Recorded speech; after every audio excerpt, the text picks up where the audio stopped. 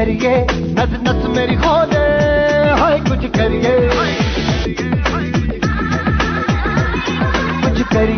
कुछ करिए, बस बस बड़ा बोले, अब कुछ करिए, ओ कोई तो चल जिद फड़िए। कोई सॉल्यूशन 57 कैंसर की बात। नॉर्मल सेल में एक एबनॉर्मल सेल जो शरीर को नुकसान पहुंचाती है।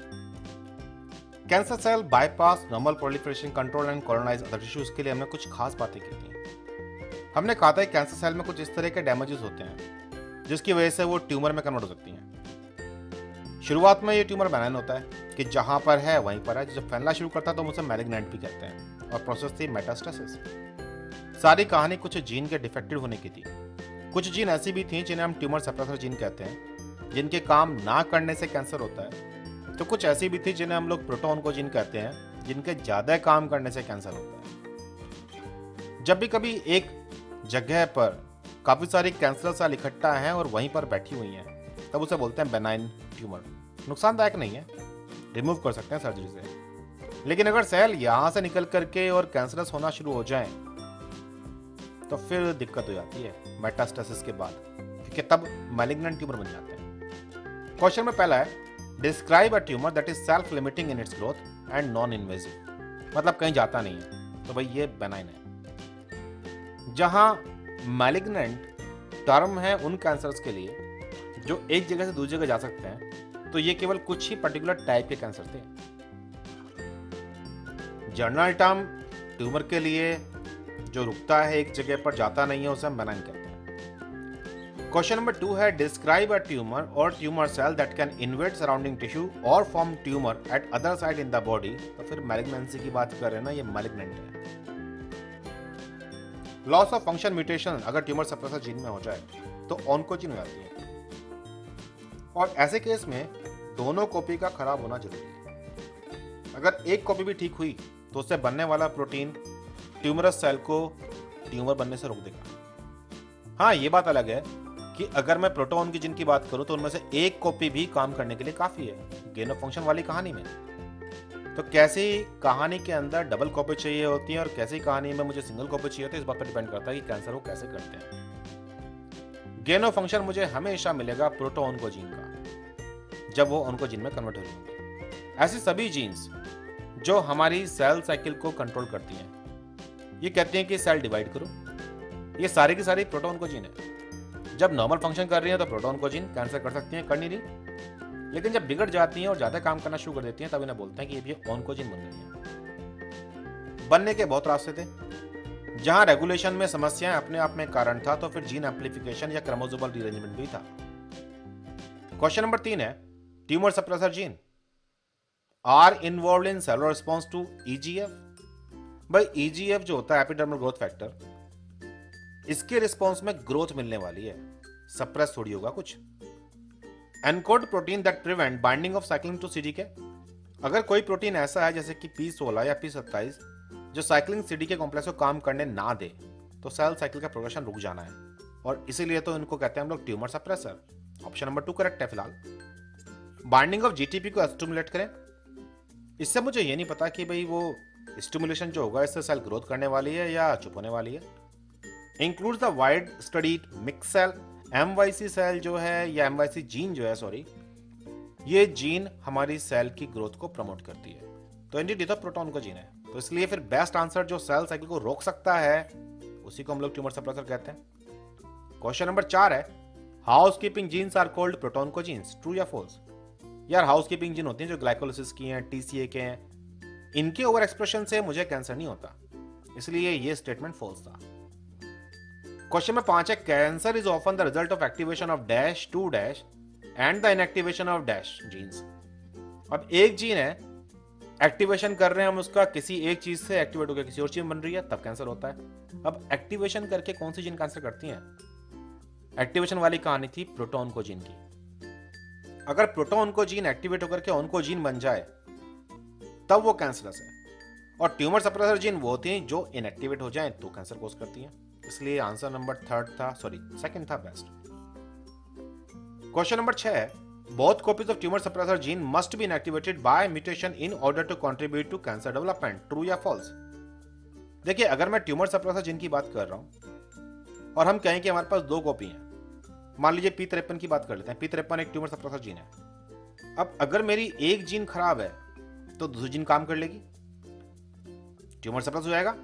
और हम कह रहे हैं कि दोनों कॉपी का खराब होना जरूरी है ट्यूमर को होने के लिए, तो फिर तो भाई ठीक बात कह रहे हैं कि ट्रू है। तुम्हें याद होगा कि जब कभी डीएनए का डैमेज होता है तो फिर एटीएम एटीआर काइनेज एक्टिवेट होते हैं जो CHK1-2 को एक्टिवेट करते हैं और इससे P53 आजाद हो जाता है। P53 मॉलिक्यूल को इनहिबिट करने वाला था MDM2। फॉस्फेट लगे हुए P53 पर MDM2 बाइंड नहीं कर पाता और P53 जाके बाइंड करता है डीएनए से उन जीन से जिनसे वो प्रोटीन बनते हैं, जैसे कि P21 जो साइक्लिन CD कॉम्प्लेक्स को काम नहीं करने देते। इसीलिए ये ट्यूमर सप्रेसर था कि जब भी P53 या फिर P21 प्रोटीन अवेलेबल होते हैं तो सेल साइकिल को प्रोग्रेस करने नहीं देते। तो हमने MYC की स्टोरी भी सुन रखी है। MYC का अगर ज्यादा प्रोडक्शन हो जाए, जो कि सिग्नल इस बात का कि भाई सेल को ग्रोथ करना चाहिए, तो उसको भी सेंस कर लेता है ARF नाम का प्रोटीन। और ये सोच करके कि MYC ज्यादा बन रहा है तो कुछ गड़बड़ है, तो बजाय सेल डिवाइड करने के सेल को रोक दिया जाता है P53 की हेल्प से, उन्हें एक्टिवेट करके। हमने ये भी पढ़ा था कि जब भी माइटोजन आते हैं तो माइटोजन सेल सिग्नलिंग पाथवे के द्वारा RAS मैप काइनेज को एक्टिवेट करेंगे, MYC जैसे प्रोटीन्स को बनाएंगे और ये साइक्लिन CDK को तैयार करते हैं, जिनसे E2F नाम का प्रोटीन एक्टिवेट आता है और साइक्लिन CDK कॉम्प्लेक्सेस और बनते हैं और ये सब मिलकर के ही सेल साइकिल में प्रोग्रेशन करते हैं। E2F को काम करने से रोकने वाला था RB नाम का प्रोटीन। जहां MDM और P53 वाली कहानी में P53 का फॉस्फोराइलेशन होता है, तो E2F और RB वाली कहानी में फॉस्फोराइलेशन है RB का, इनहिबिटर का। एक बार E2F आजाद हो गया तो सेल डिवाइड ही करेगी। प्रॉपर्टी तो हमने ये भी पढ़ी है कि कैंसर सेल नॉर्मल सेल के मुकाबले अनकंट्रोल्ड सेल डिवीजन दिखाती हैं, फॉल्टी सेल डेथ है, कॉन्टेंट डिपेंडेंट इनहिबिशन नहीं मिलता, एंकर डिपेंडेंट इनहिबिशन नहीं मिलता, इंडिड मल्टीलेयर फॉर्मेशन मुझे देखने को मिलती है, failure of replicative cell generation देखने को मिलता है और सेल मेटाबॉलिज्म में बदलाव देखने को मिलता है, ग्लाइकोलाइसिस वाली कहानी आती है और क्रोमोसोमल चेंजेस भी। इंडिड ये एंकरेज डिपेंडेंट ग्रोथ, नॉर्मल सभी सेल्स जो कल्चर मीडियम में ग्रो करती हैं वो चिपक के ग्रो करती हैं, लेकिन कैंसर सेल को ये चिपकने की जरूरत नहीं है, इसलिए हम कहते हैं कि यह है no anchorage dependent growth required. Question number 7, कौन सी प्रॉपर्टी 53 की enable it to prevent the development of cancer? अब P53 क्या करता है, ये सेल साइकिल के प्रोग्रेशन को रोकता है अगर डीएनए का डैमेज हो जाए तब। बाकी जो पॉइंट्स कह रहे थे, P53 एक ट्रांसक्रिप्शन फैक्टर है, सही है, that causes production of protein that stimulate cell cycle, नहीं, P53 ने बनाया था P21 को जो सेल साइकिल रोक रहा था। P53 prevent cell from triggering apoptosis, नहीं जी, ये तो उन जीन्स को ऑन कराता है जो अपोप्टोसिस करती हैं। P53 stimulate synthesis of DNA repair enzyme that replace telomere sequences lost during cell division. DNA damage के जो प्रोटीन्स होते हैं वो बनने शुरू आते हैं P53 काम करने में, बट इनका काम डीएनए के डैमेज को सही करना है, टेलोमेयर को वापस सही करना नहीं होता। इसलिए इसका बेस्ट आंसर है number 2। Which of the following statement about the RB tumor suppressor protein is correct? RB is activated when phosphorylated by CDK. तो CDK जब भी कभी एक्टिव होंगे तो वो फॉस्फेट लगाते हैं, RB के चुंगल से E2F को आजाद करते हैं। एक्टिवेट थोड़ी हुआ, RB इनएक्टिवेट होता है। RB bind to transcription factor E2F and thus prevent the cell from entering to the S phase until the mitogenic signal is released. यही काम था इसका RB का। RB E2F को काम करने नहीं देता जब तक कि सिग्नल ना आ जाए। RB ट्रांसक्रिप्शन फैक्टर नहीं है, ये तो इनहिबिटर है। When a mitogen signal is received, RB bind to transcription factor E2F हट जाता है उस time. Question number 9, which of the following is the characteristic of a cancer cell? अब जितनी भी बातें हैं सबको सेलेक्ट करना। Replicates an unlimited number of times, हमने पढ़ा भी था इसकी प्रॉपर्टीज में कि रेप्लिकेशन डिफॉल्टिव है इनका। Grows and divides without stimulation by the growth factor, जो होती नहीं है, अपने आप डिवाइड कर सकते हैं। डीएनए डैमेज से कोई फर्क नहीं पड़ता, अपोप्टोसिस होता नहीं है। Release factor which cause nearby cells to become cancerous, ये ऐसे प्रोटीन्स या मॉलिक्यूल्स बनाते हैं जिससे आसपास की सेल्स कैंसरस हो सकती हैं, यानी कि सारे के सारे स्टेटमेंट ठीक थे इसके लिए। मेटास्टेसिस जब भी कभी होता है तो अगर एपिथेलियम में है तो एपिथेलियम सेल्स मेसेंचाइमल में कन्वर्ट होती है, तो मैं याद होगा EMT ट्रांजिशन, और फिर यहां से सेल ब्लड में आती है निकल करके, जिसे बोलते हैं मेटास्टेसिस। और फिर कहीं और जाकर के किसी और जगह पर नए नए ट्यूमर बनाती हैं। अब ये मैलिग्नेंट ट्यूमर है और ये प्रोसेस थी मेटास्टेसिस। प्रोसेस में हमेशा सबसे पहला काम होता है सेल का बदलाव लाना, जिसे बोलते हैं हम ट्रांसफॉर्मेशन। उसके बाद ईएमटी कन्वर्जन, और फिर ईएमटी के बाद में मुझे मेटास्टेसिस देखने को मिलता है और फिर इन्वेजन किसी और टिश्यू के अंदर।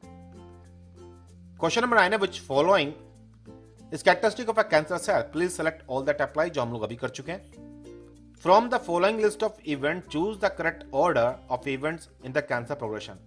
पहला है मेटास्टेसिस, दूसरा है ट्रांसफॉर्मेशन, तीसरा है ईएमटी और चौथा है इन्वेजन। अब इन्हें ऑर्डर में अरेंज करना है। तो सबसे पहला काम हमेशा ट्रांसफॉर्मेशन है। पहले नॉर्मल सेल जो है वो कन्वर्ट होगी कैंसर वाली सेल में, अपना कंट्रोल लॉस करेगी, तो नंबर 2 पहली चीज है। फिर उसके बाद वो अपनी शक्ल बदलेगी और अपनी सेल को जहां वो है अवेलेबल उस टिश्यू को छोड़कर कहीं और जाएगी, जिसे हम ईएमटी बोलते हैं, नंबर 3।